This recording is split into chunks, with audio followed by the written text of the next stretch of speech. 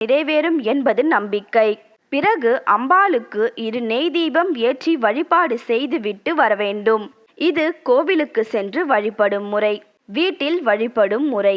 பூஜை அறையை சுத்தம் செய்து ஒரு மணப்பலகையை எடுத்து நன்றாக சுத்தம் செய்து அதன் மேல் கோலமிட்டு சிகப்பு நிறம் அல்லது மஞ்சள் நிற துணியை விரித்து, நீங்கள் சிலை வைத்து பூஜை செய்பவர்கள் என்றால் சிலைக்கு அபிஷேக அலங்காரம் செய்யலாம்.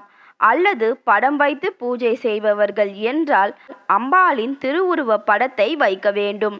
எந்த அம்பிகையின் படமாக இருந்தாலும் சரி, கருமாரியம்மன், காமாட்சி, மீனாட்சி, விசாலாட்சி, ஆண்டாள் என்று யாராக இருந்தாலும் சரி, படத்தை துடைத்து மஞ்சள் குங்குமம் பொட்டு வைத்து முதலில் மஞ்சளில் பிள்ளையார் பிடித்து வைத்து கொள்ளுங்கள்.